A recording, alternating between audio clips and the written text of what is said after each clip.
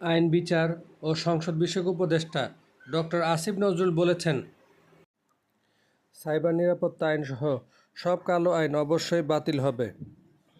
এছাড়া সাইবার সুরক্ষায় নতুন আইন হবে বলে জানান তিনি। ৩ অক্টোবর বৃহস্পতিবার রাজধানীর বিচার প্রশাসন প্রশিক্ষণ ইনস্টিটিউটে সাইবার নিরাপত্তা আইন ২০২৩ সংশোধন বিষয়ক একটি মতবিনিময় সভায় এ মন্তব্য করেন তিনি।